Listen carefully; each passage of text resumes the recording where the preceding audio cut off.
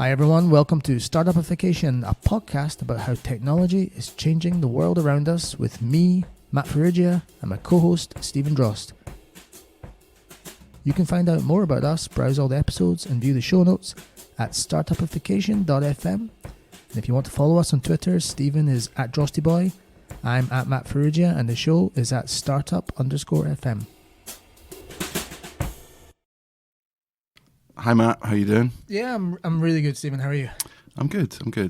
Yeah, I'm very good. Right. What are we here? This is episode 1, and hello to everybody who's listening. And let's give a wee summary about what we're going to talk about today. Okay, I don't know if I've got a summary, but we want to talk about tech ecosystems. That's our big topic of the day. What are they like? What do they look like? What are the constituent components? What makes a successful tech ecosystem? What makes a successful one? How do they differ from place to place? Those are the kind of things we want to talk about today. And what's the elephant in the room? So I'm going to give you it. The elephant in the room is everybody thinks they can create the next Silicon Valley, and it's a lie. Yeah. So totally, the elephant in the room, I guess, is that you take the word silicon and then add it to your local location. So Silicon Glen or Silicon Roundabout or Silicon whatever. Yeah, and this might sound like, people have been talking about that for like decades, I think, but it's still going on. It's still a huge topic. Mm-hmm. I think we were talking about a post we read from a London VC talking about the area around King's Cross being a new kind of ecosystem for health tech. Yeah, that's right. Yeah, there was a post the other day talking about how wonderful that was and about all the unicorns that they had in health tech in the UK. And I think the summary was that was maybe an example of, what was the phrase he used? Oh, it was... I can't remember. Sorry, I can't remember. No. But look, anyway, just to say that it's still going on. So people are still trying to define ecosystems. We're still trying to mark out a place and say this place is really special. And if we... what was the term we read recently? Local boosterism. That was what I was going for. I was going for local boosterism. Yeah, that was in a different bit. Was it? Different blog post. So that local boosterism. So let's define it. Local boosterism. You look at an ecosystem, like a location, a geographic location, and because you come from there, you do a kind of local hero thing and try to boost the importance or the potential of that ecosystem vis-a-vis how big it could become, how attractive it is, how you can make it into a destination for startups to move to. So let's go back and let's look at what the sort of building blocks of ecosystems are. You cool with that? Yeah, no, I'm cool with that. I mean, look, the purpose of this, if we're going to talk about this for the next whatever X number of minutes, right? The purpose, you know a bit about this. I know a bit about this. And the point is, we're going to have a conversation and we're going to try and come up with something that's sort of useful for people to take away. And here's my opening statement to you, right? Sounds very good. Yeah, right? go for it. I think my opening statement is, I think there's a kind of like, there's a kind of received wisdom about what it takes to make an ecosystem. Yep. I think it's nonsense. Okay. Right? Okay, interesting. And I'd like to sort of propose why it's nonsense. Oh, cool. But then also, I think there is like there's maybe something to be made out of that. Right? I think we can get to something that's actually useful, a more intuitive understanding of what could actually make a successful tech ecosystem and why you might want to do it, etc., etc. Interesting. That sounds good. There's no like I'm not going to say and wham here's the facts to prove it, right? So okay. it's nothing more than some observations. But I think the kind of at the high level, when people talk about ecosystems, it's just so fluffy and banal and empty. Mm-hmm. So if we can achieve nothing else, it would be good to try and achieve something that's a little bit deeper than banal and empty. Got you. There's a high bar set there, right? It's very high bar. Right. I was just going to sort of repeat what the building blocks of an ecosystem was. So talking of banal and empty, what are the building blocks of an ecosystem? An ecosystem, Stephen, tell us. We're so giggly, it's terrible. Look, I think going back to the kind of sort of West Coast, Silicon Valley sort of definition of an ecosystem, I'm paraphrasing here because I can't remember exactly, but it's something along the lines of an ecosystem at its bare bones is a bunch of geeks a bunch of people with money and a place they both want to live in. I think that's your kind of minimum viable definition of what an ecosystem is. And I think that definition has been used, been instrumentalized, on the one hand to, I think, express how minimal an ecosystem can be to be awesome. But I also think that if you look at the Techstars world around Brad Feld, I think the idea was, okay, so if we can get some geeks and get some people with money and find a place they would want to live, we could go to Boulder, Colorado, or we could do, we can go anywhere and build a cool thing. And I think, Jesus, I respect Brad Feld immensely. He's done tons of amazing stuff, and his blog posts were sort of Bible. All right, you've prefaced this enough. You're about to say something you don't agree with. No, don't. I just think that he's done a really great job with that. I don't know how well it's worked out elsewhere. Okay, that was your but. That was my. But I don't know how well it's worked out elsewhere. Yeah. It's interesting. I'm not sure I'd heard that angle about finding a place they want to live in so much. I think I've heard this this really simplistic thing, which is at one level, an ecosystem is community plus capital, right? So that's a thing.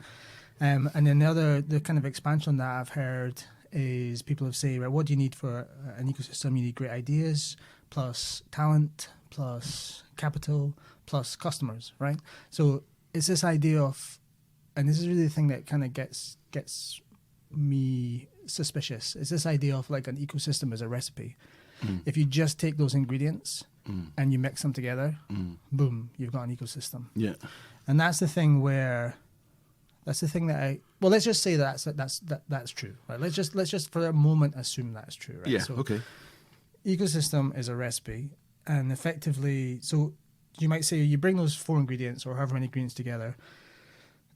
I'm going to just stretch this analogy of a recipe and turn it into this idea of who's going to, who are going to be the key players to use those ingredients to make the food, right?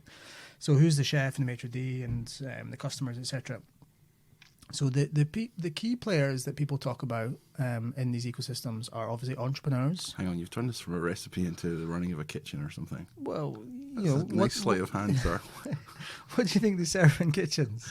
I don't know what the food, but yeah, go for it. Okay. There's entrepreneurs, yeah, and then investors. Yep. And then universities, that's one that you commonly hear as a key player in an ecosystem. Yep. Creators of human capital. Right, there you go. And corporations. And you also... Yeah, sorry. And I'll just extend this a wee bit. You also, you sometimes people add in government, and then sometimes, particularly if they happen to be one of them, they might add in service providers like accountants and lawyers. Or you might not. Right. Okay, yeah, so your choice whether you think that's an important ingredient in the ecosystem. I mean, they certainly are players. Yep. But so what do you think about that? Are those the key players? Yeah, I think they are. I think certainly. So I remember a couple of years ago I was talking to some startups from India, and we were discussing the role of government, and they were talking about basically the role of government being the enforcement of contracts.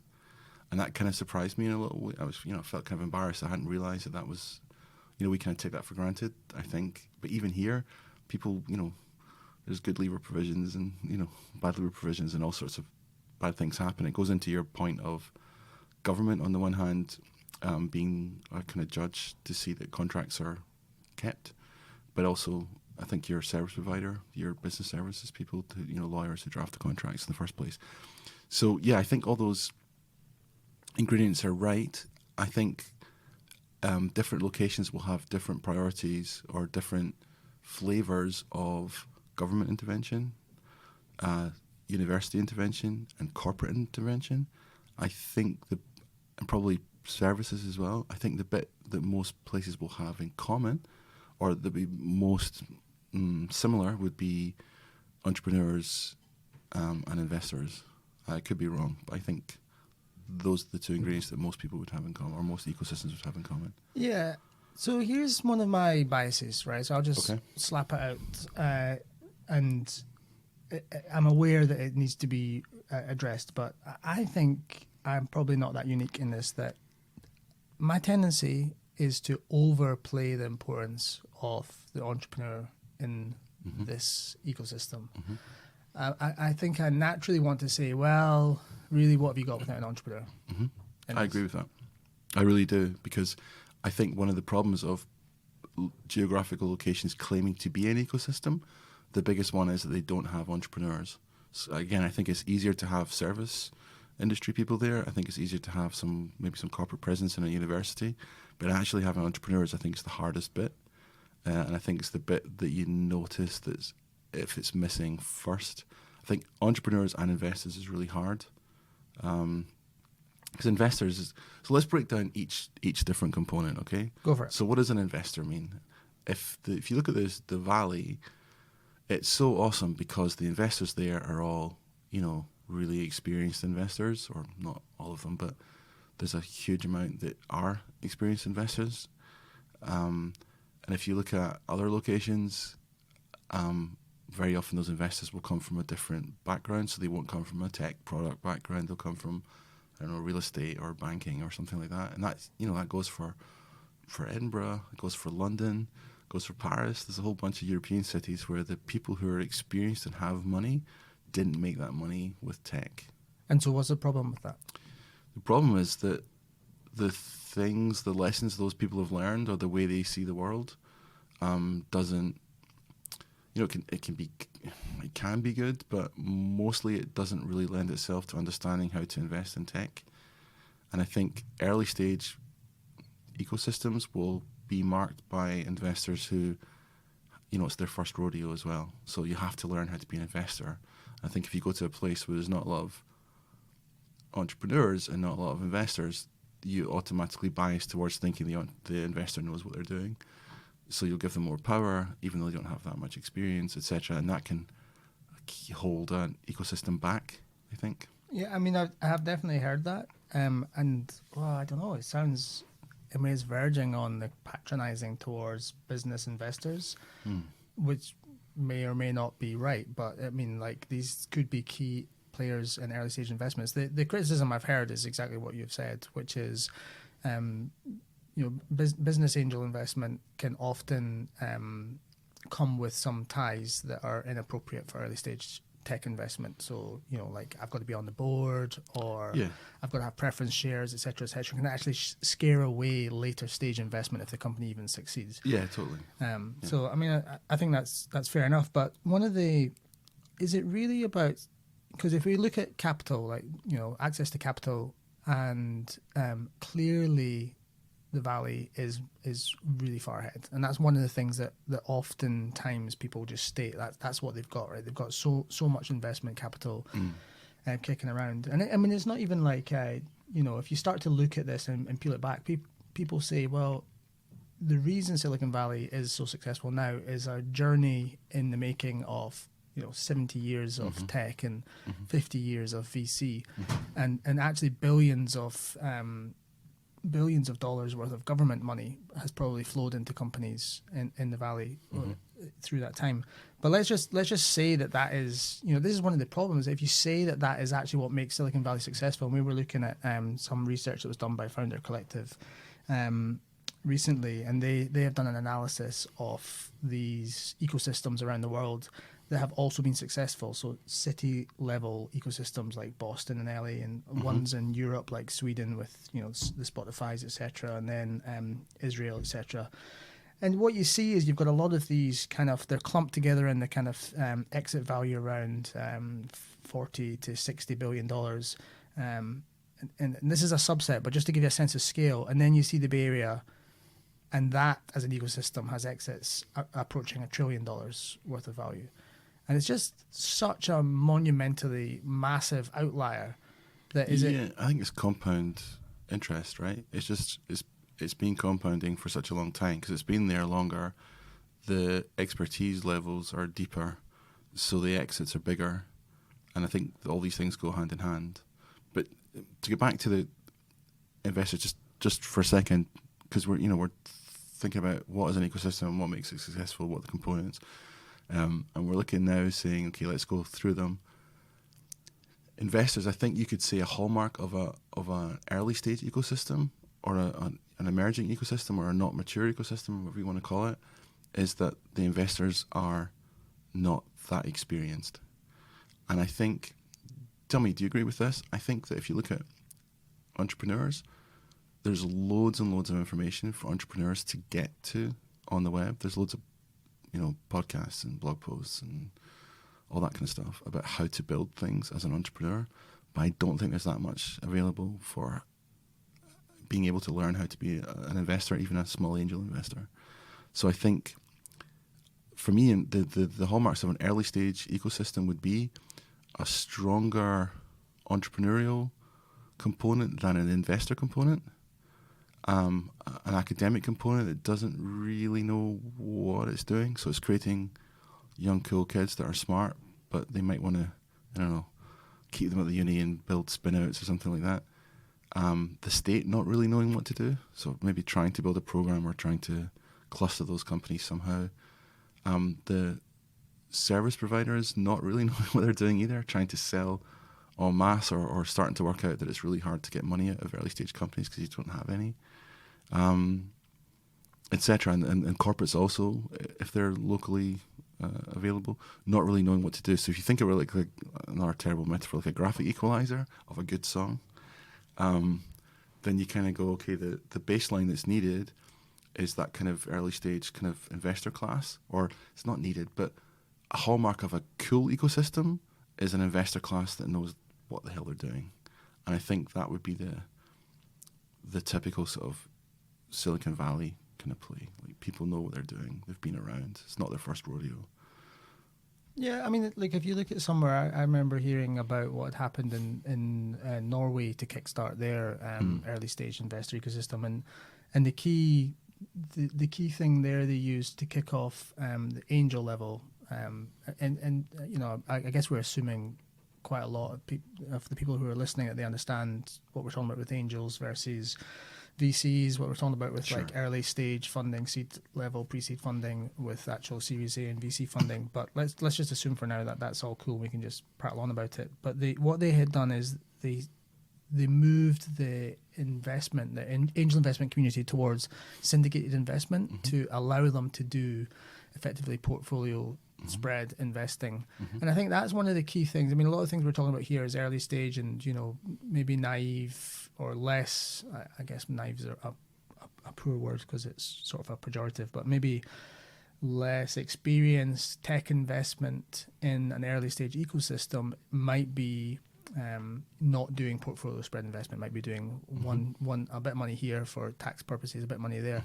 But when you eventually get up to the VC level, I mean, we know from the top VCs that what they're looking for is this kind of a successful VC strategy that allows them to make portfolio bets. Yep. And also we know that what the type of investments they're looking to make are the ones that create these massively asymmetrical returns, right? So it probably won't work, but if it works, it's going to be an absolute massive deal.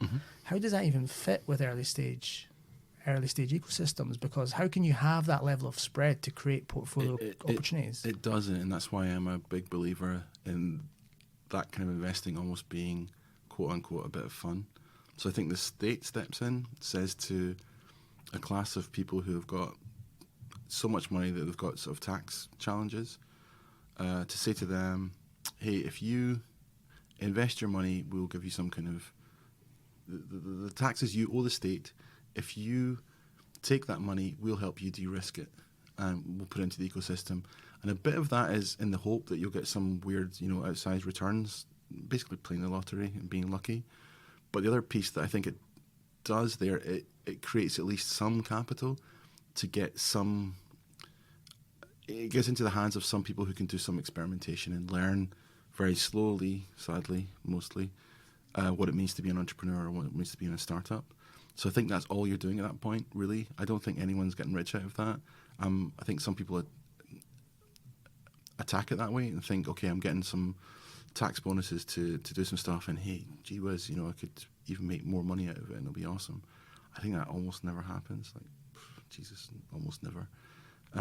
So then what's actually happening? What's the thing that remains? What's the point of all of that?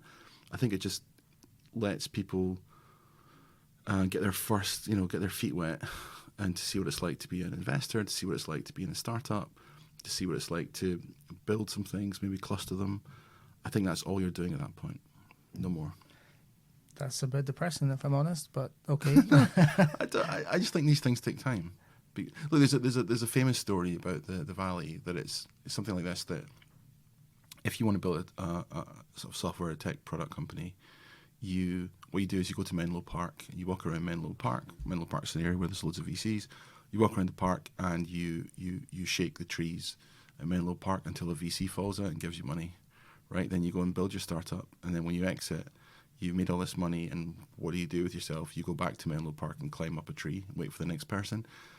That chain of events, or that kind of structure, that was, kickstarted no doubt by tax incentives and all sorts of big programs in the US decades ago. Replicating that is hard. So your Norway example is a good one. So you're trying to do bits of that. You're trying to syndicate people. You're trying to keep money in the ecosystem, or keep money in the flow. But that's because Norway is pretty much a wealth fund, right? The whole country participates in this massive oil fund. Well, in fact, you know what? Now I think about it, I think that story is not about Norway. I think that story is about Iceland, which isn't in a wealthy place. Yeah, that's true. And I'll tell you why I remember it is about Iceland. It's about Iceland because Iceland obviously completely fell apart after the banking crisis of 2007, 8, whatever. Yeah. And they managed to take themselves from a country which had basically had a lot of people who it was like 1% unemployment. Everybody could get a job in Iceland, and because you just eventually, if you're smart, you'd end up working for a bank. And then after the big collapse of the banks, the smart people realised that that's not where they could go to have a career, and so they tried to kickstart a tech ecosystem. And one of the things they did was syndicating at the seed level, at the angel level. So, which is kind of interesting. But one of the things that really worries me about what you're saying is essentially we're saying that the Valley has inside it has its own VCs. It has Valley VCs, right? Mm-hmm. And everybody else, if you want to access a Valley VC, the best case scenario you can imagine is you're going to be part of a pick and mix strategy for them. So they might go around all the other ecosystems in the world. They might, if you're lucky, and they might take one from London, one from, or one or a few from Israel, or one from France, right? But that's best case scenario. It's just we're no longer comparing apples to apples now.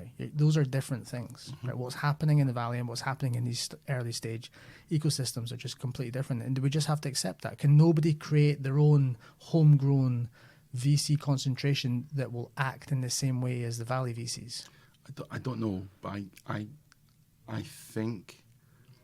So I think a bunch of what you just said is true and is happening, but I think the Valley investment behavior is changing as well. Have you heard of operator angels? No. Are they the same as revenue funding? No, it's more like, so we've got business angels, which is, people who've exited somehow, and they've got some money and they've got a tax problem, give them tax breaks to become investors, and then become investors, and they're kind of angelic because it's kind of, crazy what they're doing. They're not really, looking for outsized returns. They're just, the dreaded phrases giving back and all that kind of stuff, right? Operator angels, I think, are more people who are in a cool, fast-growing startup, and they've made a bunch of money already via bonuses, etc. And it's especially like startups like Stripe or something like that. Or I do know what you mean. Yeah, these people who they're also running their own startup, and then they're doing a side hustle investment in other things. Yeah, exactly. And often it'll be, if it's something like Stripe, it's because Stripe's a big piece of infrastructure, effectively, right? So you can build lots of stuff on top of it. So if they see people pitching stuff that's going to be built on top of Stripe or Slack or whatever it may be, you can become like an operator angel and say, I'm the CMO of Stripe or something, but I've also got 10 investments on the go,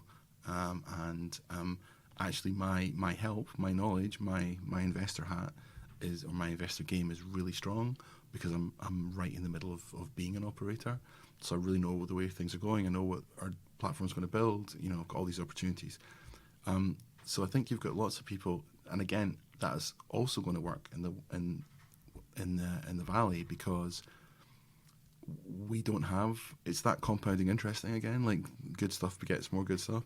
We don't, or else not we, but elsewhere, there's not that much of that. So people don't have that opportunity to learn those lessons, to have that cash available, to start to invest in it. So the Valley's not just that Valley VC, so then go and cherry pick all the cool global stuff. I'm sure that happens too, but I think the operator.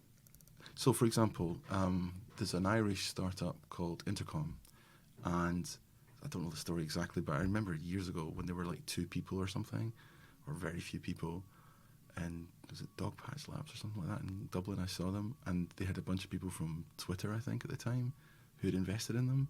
This is pre-Twitter's IPO, like way before that. And that would be a kind of example of it. And I think there's people at Intercom now who've invested in other startups. So replicating that is really hard.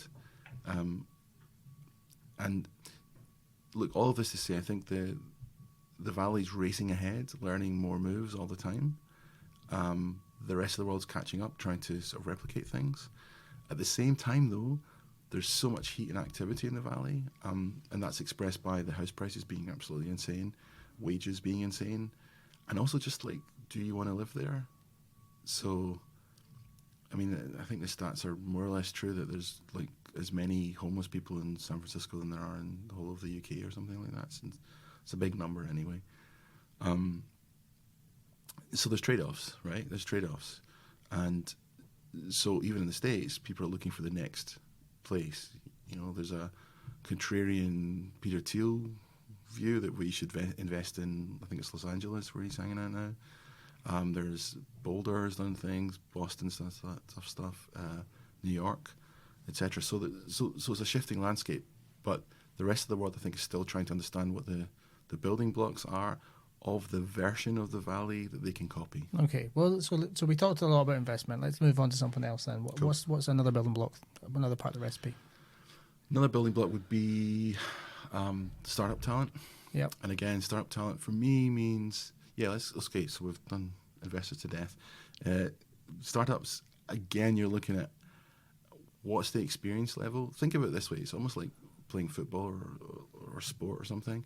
You're only really as good as the best people around you, and you can outgrow your league and move on to another league. And just like the VCs, there'll be like a bigger football team that will come and give you a trial and take you away to like London or whatever, or Manchester. And that's how that kind of goes. And it's the same for startups. So I think most startups try really hard to learn lessons, try to level up as fast as they can. And again, a hallmark of a more mature ecosystem will be quite obviously more startups who've kind of leveled up. Okay, but if I was to, I mean, I think you've kind of touched on this, and this is one of the biggest, is this one of the biggest challenges? Let me pose as a question to other startups around the world is effectively you got like the right people leave, right, and go to, you know, Mecca, they go to the Valley or they go to wherever, and the wrong people stay. You know, if you look at the thesis of, you know, like Y Combinator, you know, Sam Altman's sort of, if you ask him what was his strategy back, you know, obviously he's doing something else now, but what was his strategy back in the day? And it's something like just find the right people, the most talented people in the world. If you can find them and enable them and just set them free, you know, let them go and do it, and they're the ones. So it's almost like, I don't know if it's a cliche, but it certainly is. A lot of investors will tell you, you know, invest in the people, invest in the team. And if the best people are attracted to the shiniest opportunities, what does that mean for startup ecosystems that are left around the world? How do you get them back, or how do you stop them leaving? Yeah, no, for sure. There's a brain drain moment, and ironically, I think, you know, the Y Combinator philosophy is that you don't, you know, if you look at startup school or whatever, they are trying to build a sort of knowledge deposit or network that lets people from all over the world, you know, understand what it means to build a startup, and you know, they're using the web and using technology to push that. They don't have a big building in San Francisco or anything like that. They're not trying to scale like an incubator or any of these kind of things.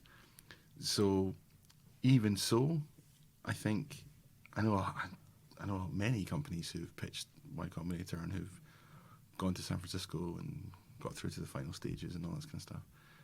So even then, there is the moment of, as wide as this worldwide kind of network thing can be, it is still advantageous to be in San Francisco. But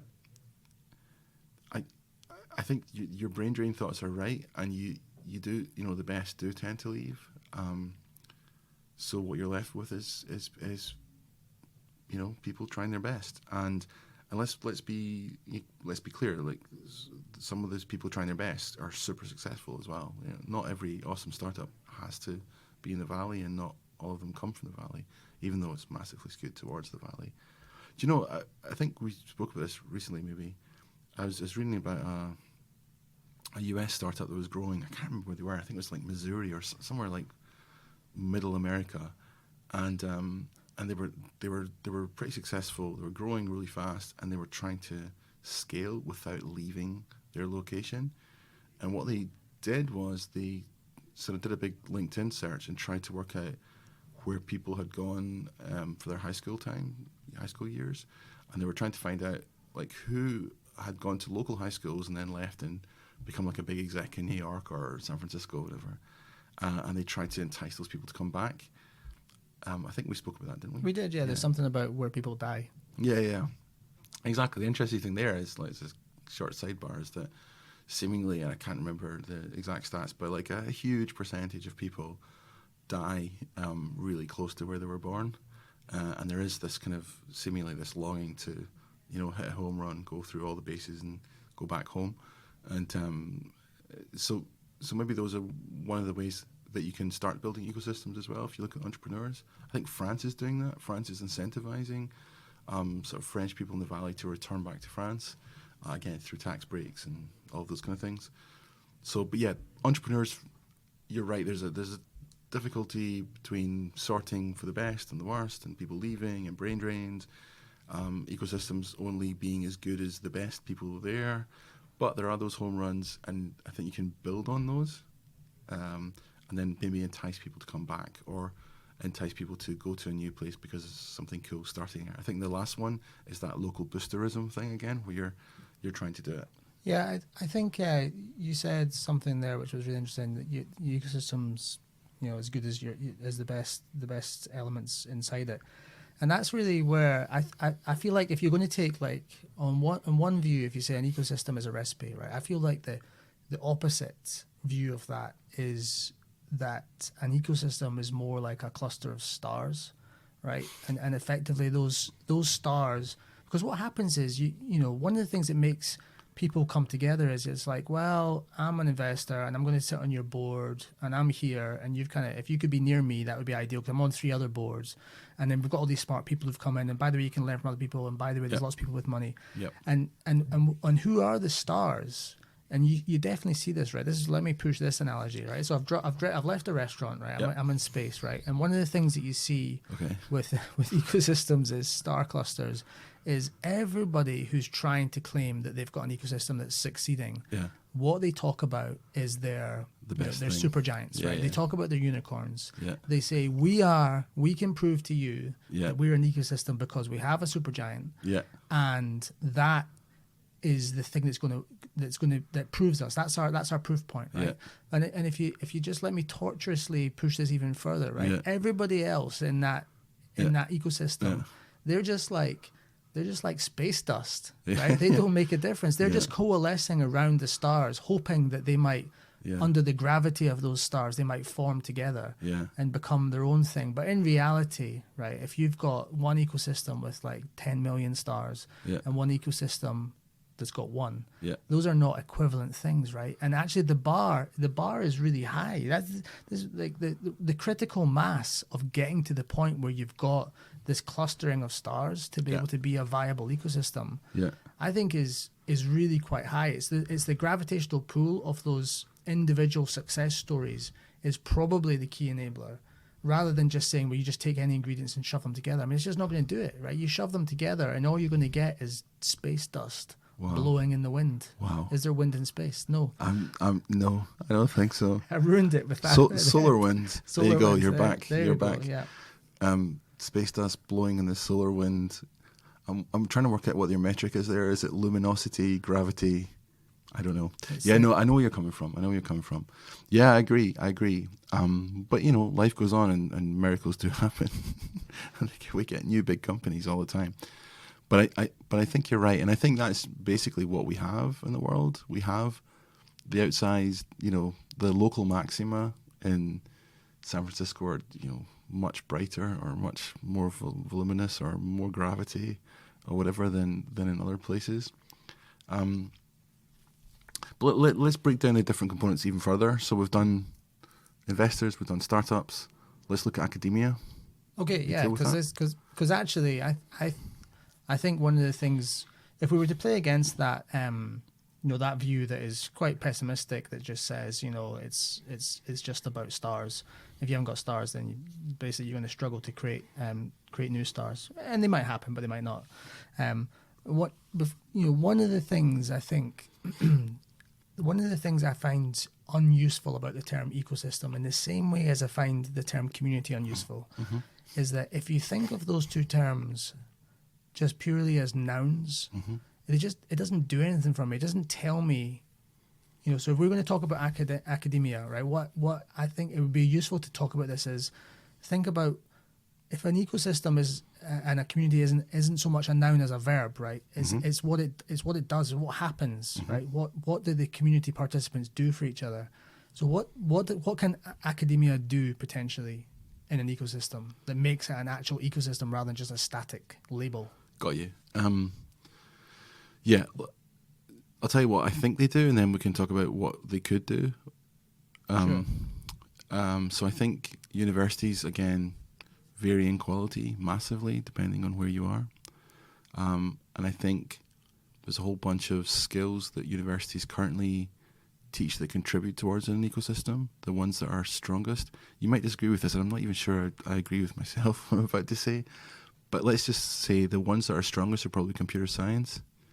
It might be that some places might have an awesome business school that creates, better hustlers or something, or I don't know. But I think it's probably computer science, even though most computer science courses I know are really about, they're not really about learning how to code. They're more about the sort of abstract stuff. And maybe that's what they should be as well. Could totally be.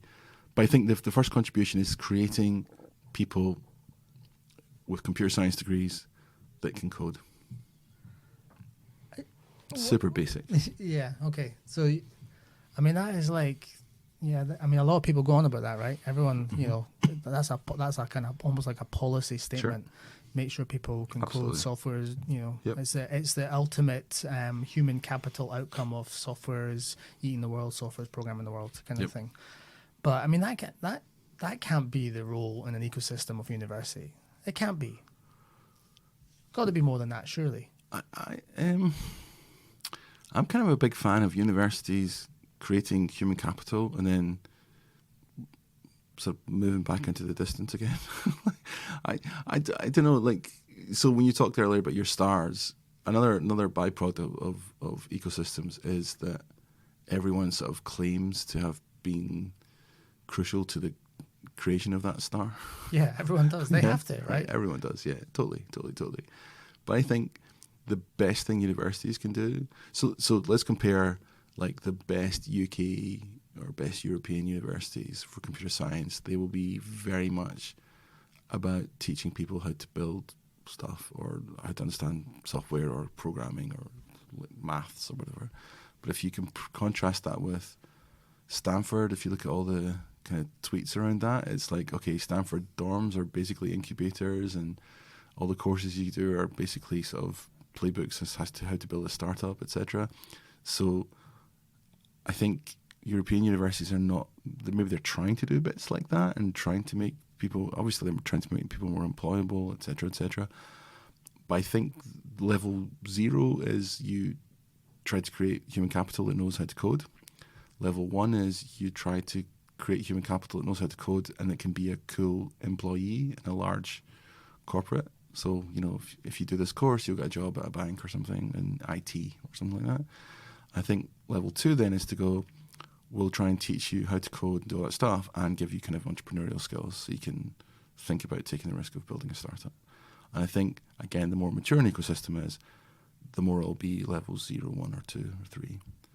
If I was going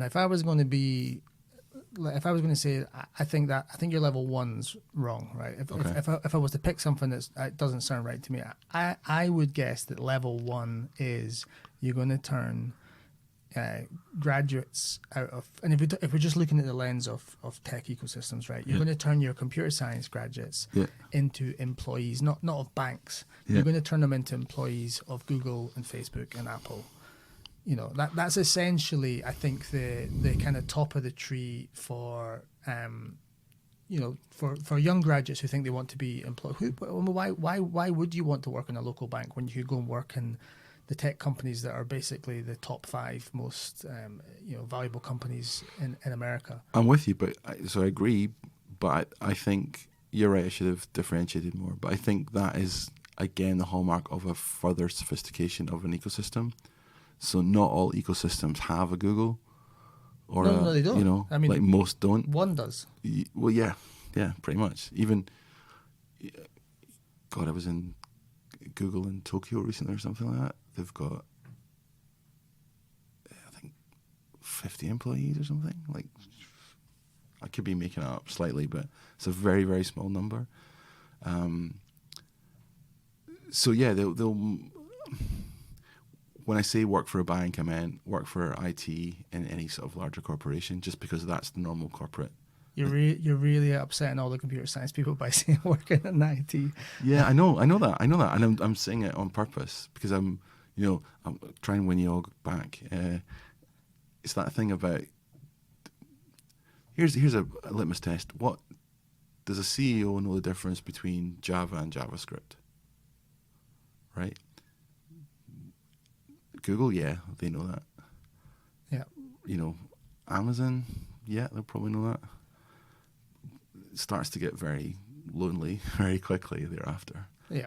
And I just think the reality for most university towns is that if you graduate, there's in Scotland, there's, don't want to name names, but there's a university that's quite close to where we are at the moment, and there's a bank that's very close to that, and most people when they graduate will get a job there. Actually, if to be serious for a second on that, we haven't spoken about corporates yet, but massive corporate presence can actually quell startup ecosystem really activity. Because there's kind of like there's a counter narrative to that, right? Okay, go for it. Well, the counter narrative is that one of the elements of the ecosystem you need are corporations who can become your customers, and furthermore, and I really have a problem with this philosophy, but one of the things people say in startup ecosystems is that you should find your niche, or if you're American, niche, and you should you should basically build your ecosystem around that niche, which is around the corporate presence you have, because that's your unfair advantage. You can sell into, if we use the lens of Edinburgh, you can sell into the financial services companies we have here easier. Or if you're, or oil and gas, we've got oil and gas here, you could sell into them easier than somebody in Silicon Valley can. But I don't think that's true. That's the thing. I think, that's a big point. I think that the quelling or the stopping of ecosystem activity is because if your death ray is so strong, you're just going to hire all these kids out of uni, and instead of them, trying to build startups, they'll just go for the security and the massive salaries. So I think there's a couple of banks nearby here. I think starting salaries are 40k or something like that for students in computer science, or thereabouts. So if you've just graduated, that's a nice place to go. Whereas startup world just can't offer you those kind of salaries and give you the temporarily embarrassed millionaire narrative. But as far as a corporate career goes, not so much. So I think that just automatically cuts down the amount of activity there'll be in an ecosystem. We haven't finished talking about academia yet, and there's still more to say, but skipping on to corporates for a second, again, one of the hallmarks of an advanced ecosystem is that the corporations there know how to deal with startups. So one of the famous statements there is that startups don't know how to sell and corporations don't know how to buy. And again, in a mature ecosystem, a corporation will understand how to engage with a startup.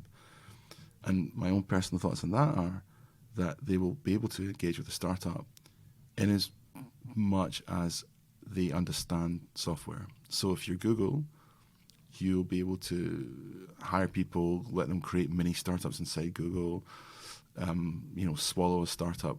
My favorite example there is Google Maps or something is like loads and loads of startups put together, mashed up. I think Apple Maps, last time I looked, was like 5 years ago or something, was like 10 startups or something. And tech companies can just swallow those companies up, ingest them, bring them together, and create products that hundreds of millions of people use billions of times a day. Companies that don't have technology or software so at the heart of what they do or in their DNA, they can't do that. And again, ecosystems that are far away from those big tech giants, the corporate players don't understand how to even do any of that stuff, and it ends up being, we'll sponsor a hackathon or whatever. So I don't really buy into the corporation as a niche player that will give you your first customer or whatever. I think that's totally overstated. Okay, so I mean, it's leaving us with this kind of it's leaving us with this position that is, if you've got established companies locally, if they're not tech companies, then they're probably not going to help that much. Yeah, I really think that's true. Right. Okay. So that's all kind of like, I was saying before, it's like a recipe, but that's a bit simplistic. And in fact, if you're going to take it to the other extreme, it's really clusters of stars, which is a kind of almost a fatalistic argument, right? Yes. However, I'm only thinking about this some more. I'm going to lay it onto you, right? Okay, go for it. Go for it. I'm gonna lay it onto you, because one of the things I've been thinking about is, why are people even bothering? Like, legitimately, why bother? If that was the case, why bother? Because a heck of a lot of people bother. This is basically, like the sort of the. Well, you know my answer to that. Well, I don't. Tell me. Mimesis. Oh, Mimesis. People your bother. Answer to everything. It is. People bother because they've found that there's an aesthetic and a sort of tribal connection to being in a startup. There's haircuts and clothes you wear and stickers on your laptop and all that kind of stuff that they go, yeah, that's the kind of life I'd like to have. No. Yeah, for sure. No. Yeah. We're gonna have to lift above that. No, that's people don't join a tech ecosystem for stickers. You're kidding me. Of course not. But those are symptoms of wanting to join a certain tribe. If many times expressing what you want to work in is you trying to tell people like who you are or what your ambitions are or position yourself within some kind of social hierarchy. And it's cool to be in a startup. And many people also, just certainly in younger generations, don't want that corporate life anymore. The other thing is that corporations are not as blue chip and as safe as they used to be. They're dying much faster than they ever have. So there's no kind of, if you work there, you'll have a job there for life, et cetera, et cetera. Right, for sure. There's no jobs for life. Yeah. No, totally. So they're gone. So working in a startup, part of it is there's a tribal mimesis, like copying thing. Point one, and it can't be understated. Honestly, I believe that. Point two is that the security of other alternatives is much less robust as it used to be, than it used to be. And there also are all those stories of becoming a billionaire or whatever. So there is a sort of glamour and a shininess around wanting to do that. So people will go for that. So there will always be, I think, a group of people who want to do that. And you know what? There will be excellent people there as well who will read all the right blog posts and hustle like crazy and go to the right conferences and go to San Francisco and do all these things and expose themselves to, the really difficult stuff and get their heads down and keep working. And some of them will be successful. So it's not all doom and gloom. So that's why entrepreneurs do it. That's why people. That's why talent might join startups, right? Yeah. But why? It strikes me that there are people, government people, city level people, who are absolutely committed to starting an ecosystem. Yeah, totally. And they haven't exposed themselves to that win. Like, so they're not the ones starting the company. So they're never going to get they're not the next Jeff Bezos. That's not going to happen. Yeah. But they're driving at it, and I've kind of thought, why? What is the point? So I think cities are strangely robust things. Like they've been around for, like, quite a few cities have been around for ages, and what you want. That's an amazing observation. I know. It's one of my best. Quite a few cities have been around for ages. No, it's like cities need to become destinations in order to survive, and becoming a destination very often, I think, is to do with the latest technology.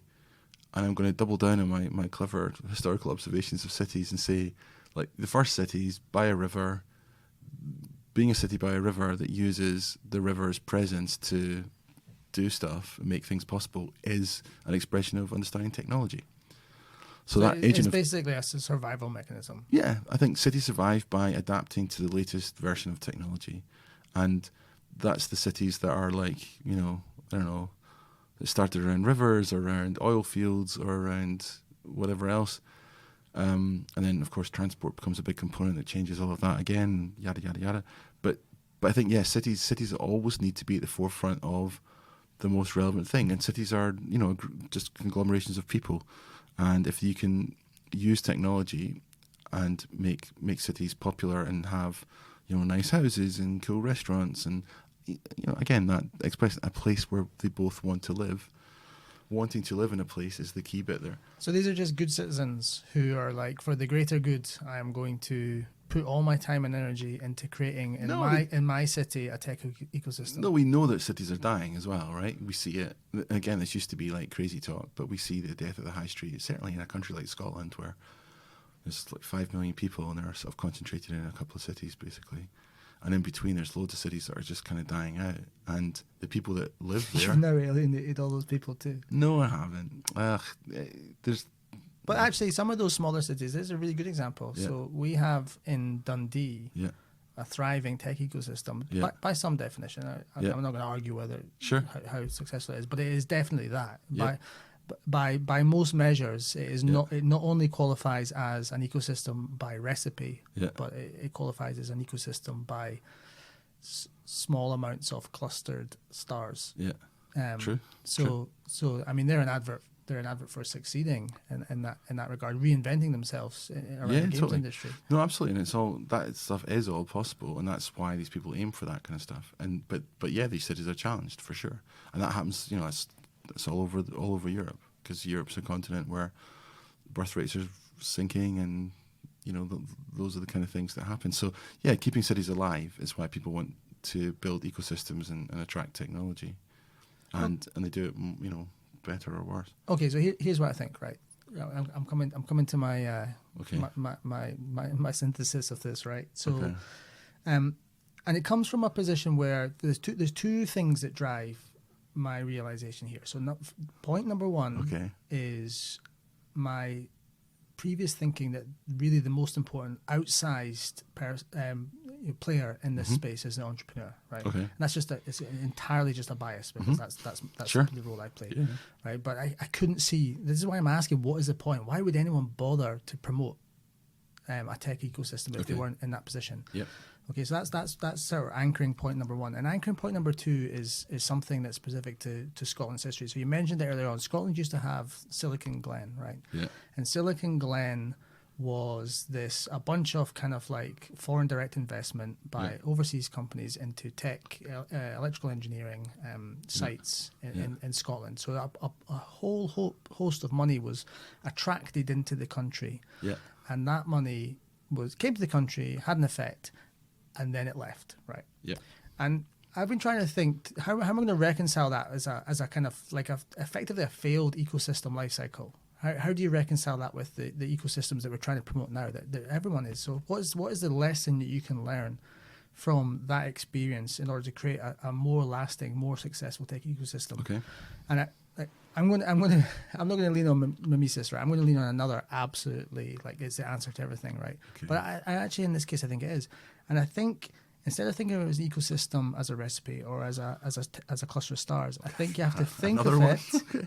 It's the third. It's the final. It's the bringing together. Okay. If you think of an ecosystem as the network effect that it creates, right? And bear with me, right? Because I actually think there's something here. So, but if you don't, please attack me ferociously. Just linguistically, we're talking about analogies and using concrete things to express a really difficult abstract thing, and you're now using an abstract thing to express an abstract thing, but go for it. That's what makes it so clever. Okay.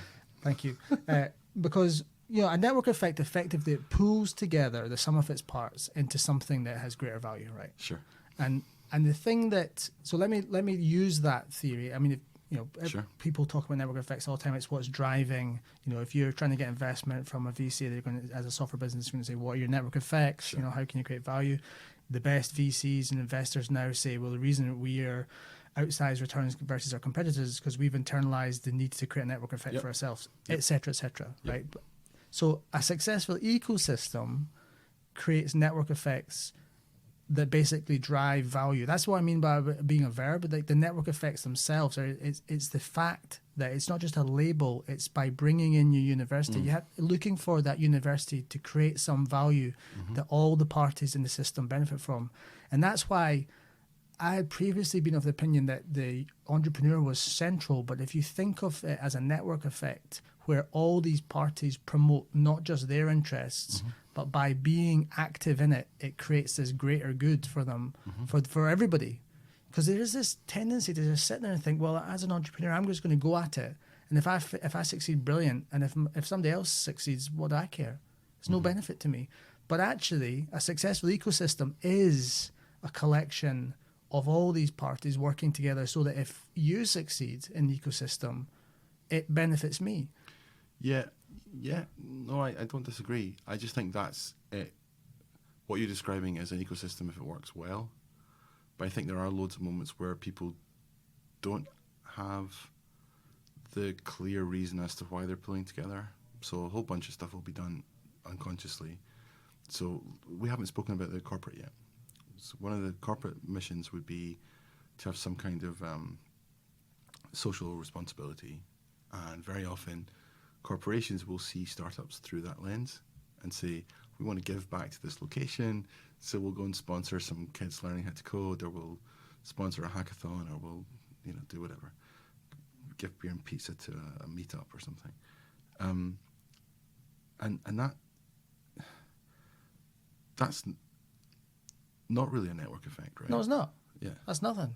yeah. That's just playing at something. Yeah, exactly. So, but that happens all the time in places that you can still call an ecosystem. So you saying an ecosystem is only an ecosystem if and only if there's a discernible network effect. Yeah, I can live with that, because otherwise it's Yeah. just a label. Otherwise it's not anything. And I tell you why I think it even more so, because if you go back to the foreign direct investment that came into Scotland with Silicon Glen, the problem was that if there was any network effects, and I think that could be debatable, but if there were any network effects from all those companies coming into Scotland, they were almost entirely externalized. Yeah. The additional value was not captured within the system, and I think that's really what's key. Because if you bring corporates into an ecosystem and the additional value is entirely just captured by that corporate because they're doing some sort of innovation economy reinvention of themselves, if it doesn't somehow create a greater good, now I think it can. I don't think those two things are mutually exclusive. I think it would be relatively easy to make decisions. This is really my point. You can make decisions about operating and participating in an ecosystem with a lens of saying, I am actively going to choose to do the things that I think will internalize the network effects here. Okay. And I think if you do that, and I think if the government does that, this is what annoys me about what happened with Silicon Glen, is that the government spent time and money thinking about that benefit, and that benefit walked out of the country because what they had failed to do was realize that rather than bringing in corporate companies here to set up sites here, which is great, it's a fantastic thing. Yeah. But if you don't energize people who are from here to create companies here, they won't stay here. Yeah, I don't disagree with that, but I'm just going to disagree with you just to make this more interesting. Go on, right? Then. So, and I don't even know how I'm going to disagree with you yet. But disagree, I will. How about this? So, ecosystem's a new word, relatively recent word to describe a bunch of stuff interacting with each other in a geographical location. And maybe we needed that word because the old way of describing it wasn't good enough. Either there wasn't a description, or we had subconsciously sort of internalized a way of existing together that we didn't really know how to name. And if we look at what the dynamics of cities are, maybe that was that some cities were just built because of a river or because of a wooden mill or whatever else. So the constituents that came about through that reality would then be named something. Be like, you're a city, you're an admin thing, you're an early stage company, etc. And I think the software bit is really changing that again, because it's the latest in a long line of deep technologies, absolutely.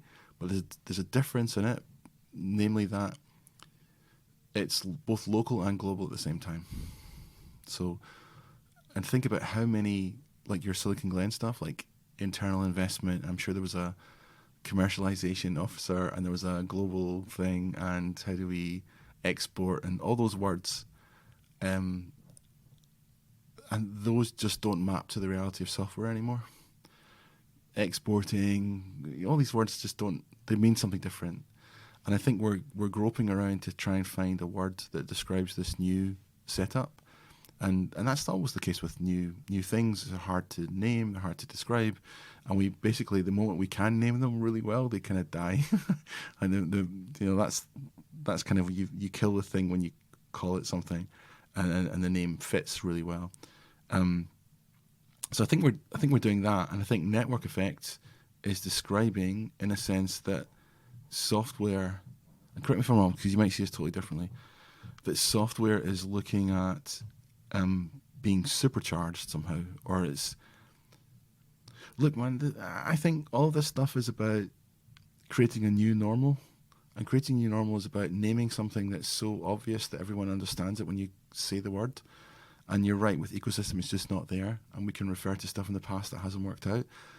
Saying network, I get what you're saying, it's bigger than some of its parts and all that stuff. I get that. But I don't know if it's, are you just mapping like a kind of business term to a location? No, before that, say this ecosystem that exists, someone could say, I don't know, a value chain city or something. Yeah, I think I'm stressing the there you second. go, disagreed.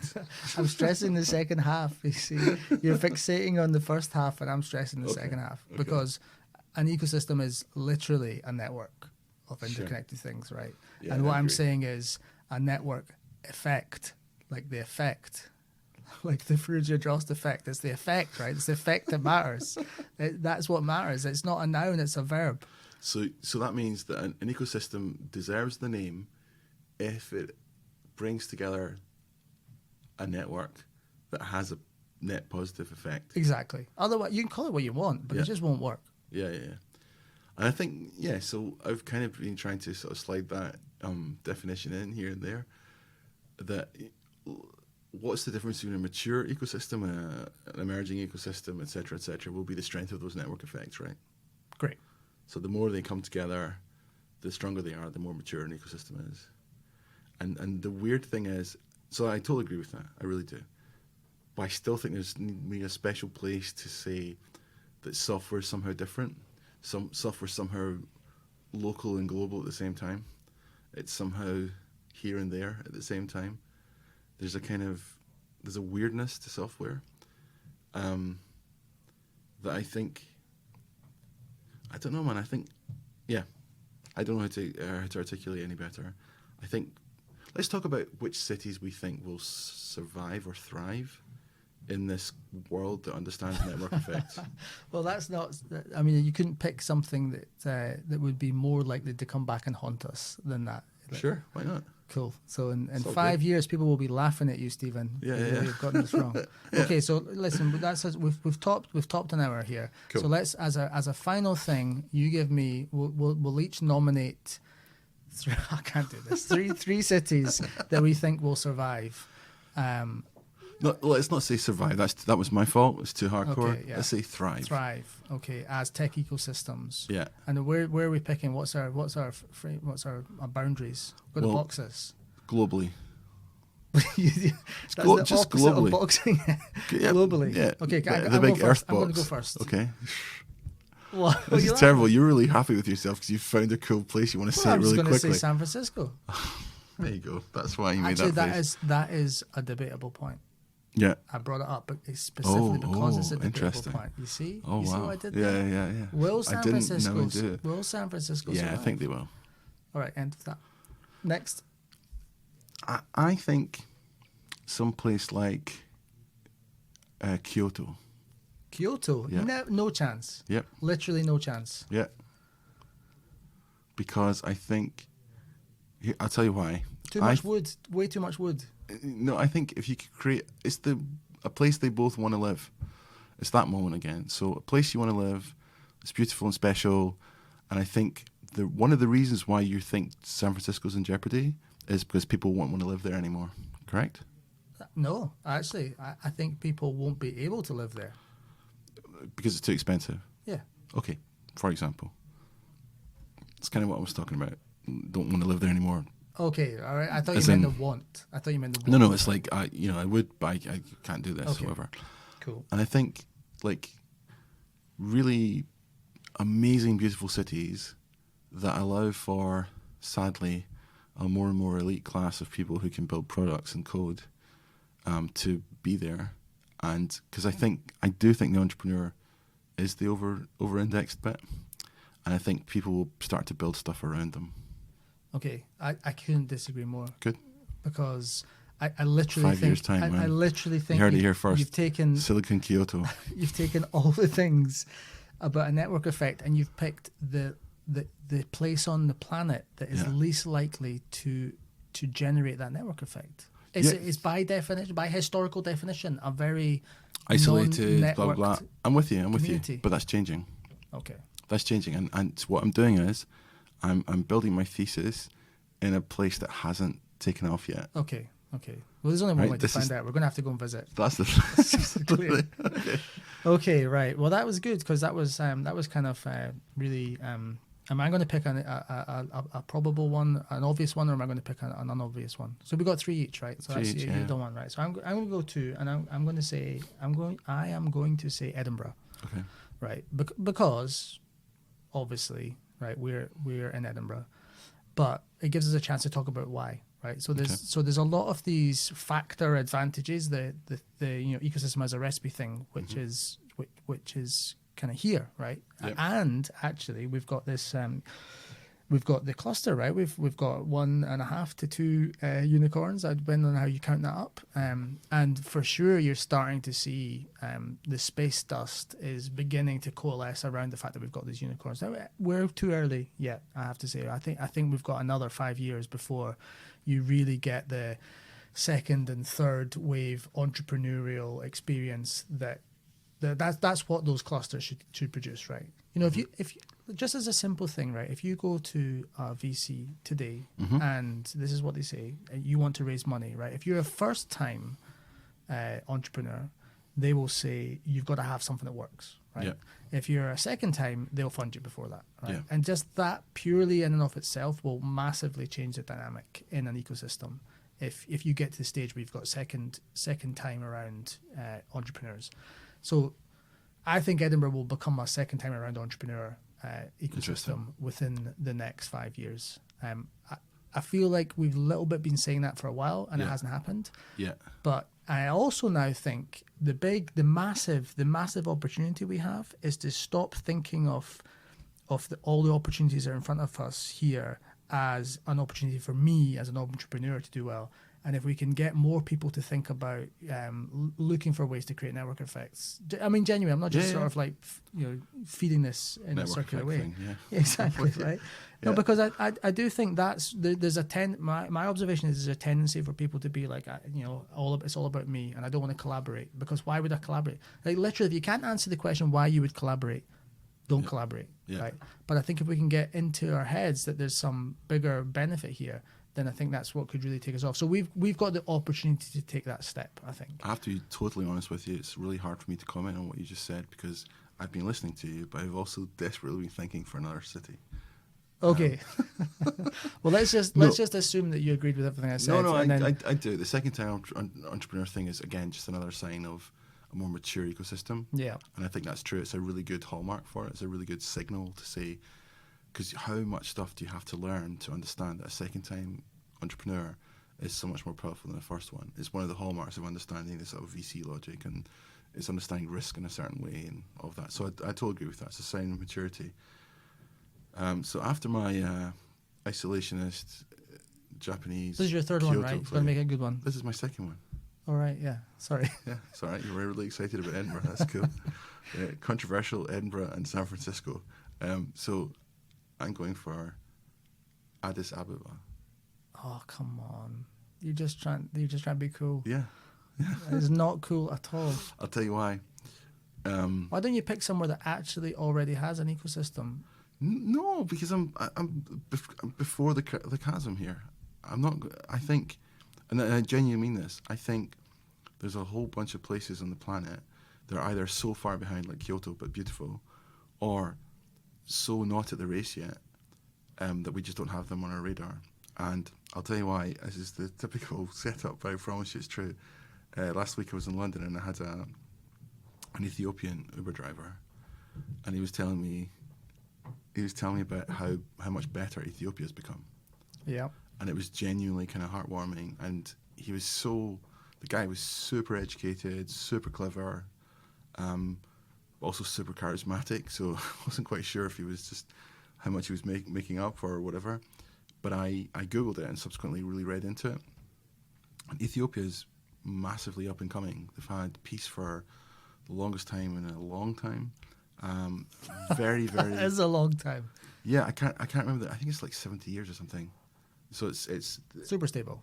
Which is one of really- these no. things that Yeah. Sorry, it was 70 years. I think was the longest period they'd had, and this is literally in the whole of history. And it's a very well documented country. So there was there's biblical references and all this kind of stuff.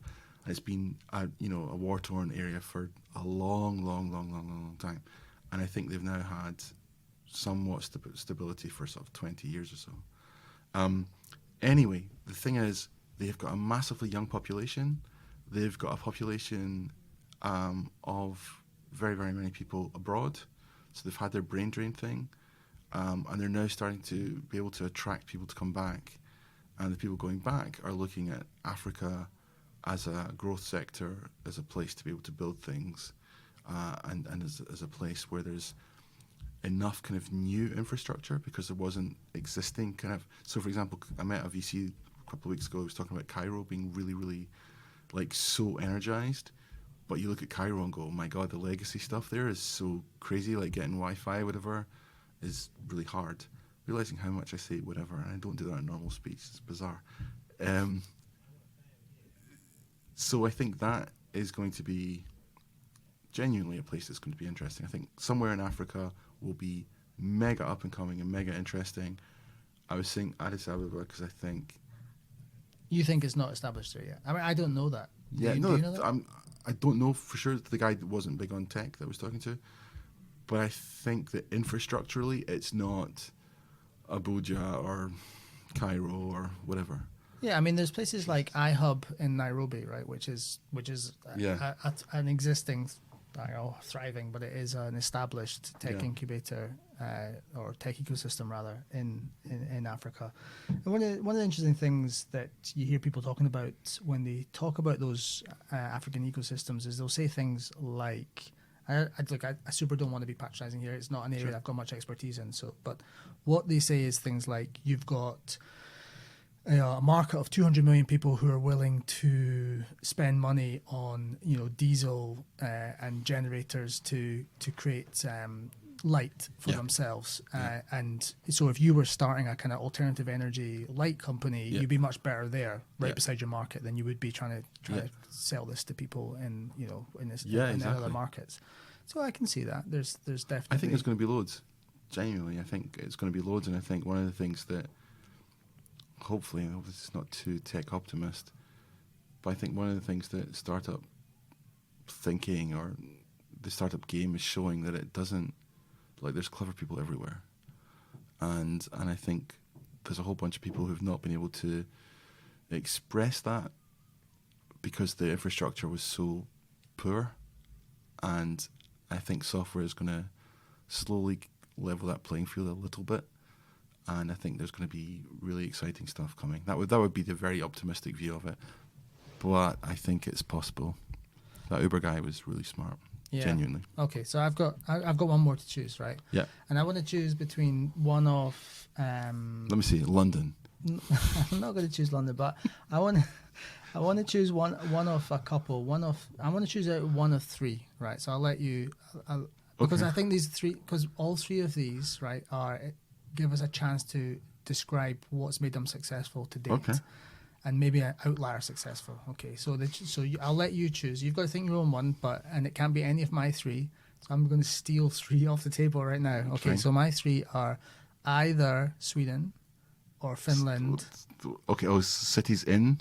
Oh, yeah. Well, whatever. Well, dude, we're talking about a city. Well, I mean, like these. That Sweden's that famous city. Finland. Well, I mean, like, I don't know where the tech concentration is. Wherever the tech concentration in Sweden is, where is Spotify from? They're not Finnish. I think they're Swedish. Swedish, yeah. I think they're probably just Stockholm. There you go. Stockholm, then. Okay. Where are Nokia headquartered? I'm sure it's all Helsinki.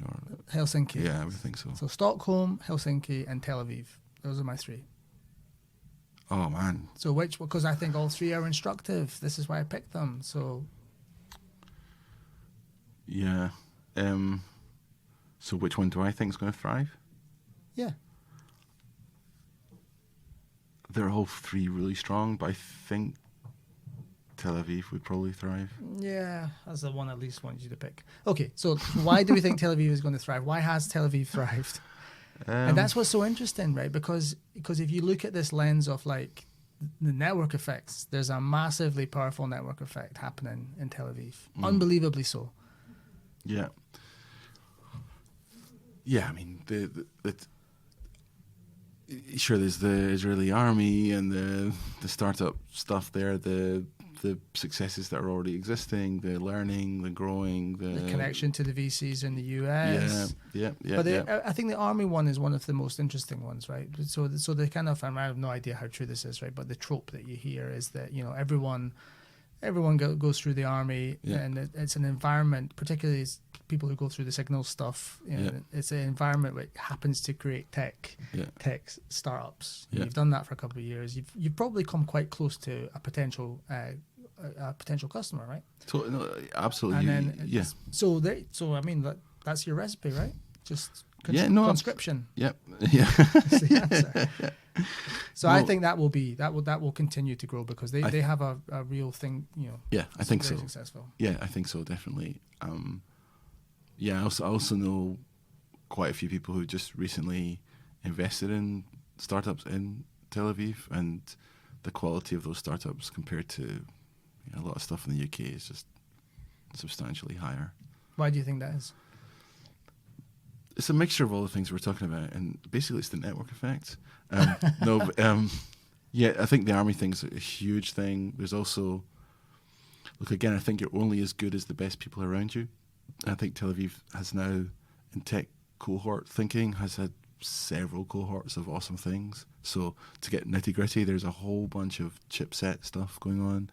There's a whole bunch of kind of deep tech hardware stuff going on. There's loads of Siri, loads of Google algorithm stuff happening there. There's Microsoft.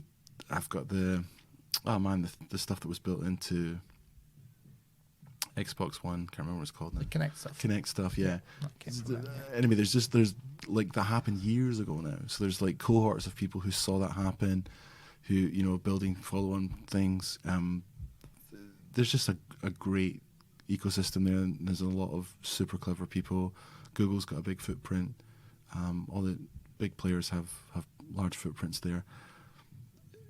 So, you know, political realities bracketed away from that, Tel Aviv should be, you know, that's the big risk in Tel Aviv, right? Otherwise, Tel Aviv should be absolutely thriving. Loads and loads of clever startup stuff going on there. But likewise, like Stockholm, man, Sweden's punching above its weight when it comes to awesome startup stuff. So's Denmark, by the way, and Finland likewise. Yeah, I still think Tel Aviv, by some margin, actually, will be the most thriving city there. Okay, so we've had my three sure bets. Yeah. You're absolutely... What's the opposite of a sure bet? This is it. Your outlier returns. Yeah, so I was thinking about Kyoto just because it's beautiful, but it's like almost like a museum, right? It is, yeah. And so could that be turned into some magic? Then Addis Ababa, for the reasons I laid out, young, dynamic, vibrant city. The third one, okay, it's similar to Kyoto, I guess, but I think that Munich could be a really strong city. It's actually growing. Stronger than Berlin? Oh, easily. So this is a little bit of a cliche. I was just talking to some people recently from Germany, and they were saying that Hamburg and Munich have sort of caught up with Berlin, and Berlin was kind of unmasked as not that serious, really. There was just lots of froth and lots of money going in there, but not that much came out of it. Because Berlin's reputation has been riding exceptionally high, right? Yeah, but do you know what? This is going to go to your network effects, because the reason people were starting to say Munich was, and this is, again, where it goes close to Kyoto. Here's my thought. If you think about car manufacturing. Car manufacturing started off, industrially in the States. And then Japan and Germany really came in and just made it better. They were just better at it. Mm-hmm. And that went on for decades. And, it's fairly uncontroversial, like market share wise, etc. I think we now have, I don't know how to explain that. I think optimization, building things in a structured way, managing supply chains, all of that was, if there's such a thing, I don't mean to be prejudiced or anything, it seemed to be close to the German heart, that was doable. And building software, really not so much. So for the listeners' benefits, in case they don't know, I'm German. You are German. Yeah. So I think, no, as a serious point, I think, and it's the same for any European country really, because it was hierarchical and it was based on, butcher, baker, candlestick maker moments of people understanding where their place is and doing things well and all of that kind of stuff. And I think that manufacturing lent itself to a society that understood that. I think building software it's not that obvious in Europe, and it's not just Germany. But I'm wondering, will there be a moment when a couple of cities in Germany work it out and actually make some cool software? Because if you think about it, it's really easy to mention German cars or, windows or taps or, door handles or whatever. But software is a lot harder. So maybe will something happen there? And I was talking to some people recently from Germany, and they did seem to say that Munich's becoming an interesting place. And Munich's got that kind of, there's capital there, there's good universities there are loads of manufacturing and big business. And I think maybe it's a hope. Maybe it's like trying to boost the location. But what do you think? Do you think those kind of erstwhile large cities are just going to sort of roll over? Or do you think that it's going to be just too late for them? Do you think they're going to... I mean, my gut is that those type of industrial cities, what happens with the robotic revolution, not to say there hasn't been a robotic revolution already in the industrial process, but what actually happens when we have like humanoid robotic revolution is probably going to be a bigger determinant of their futures, because they are such an obvious place for that revolution to be seeded, to be honest. Like it's just not that easy to actually making stuff. It's not that easy to move where you are, to change supply chains, etc. But to your point earlier, with software, it's dead easy, right? You can go anywhere. You don't even have to literally you don't even have to be in the same place if you so chose to. I mean, that's the wild card, right? You know, the next tech, the final, our seventh pick would be some sort of virtual community that doesn't actually exist in one place.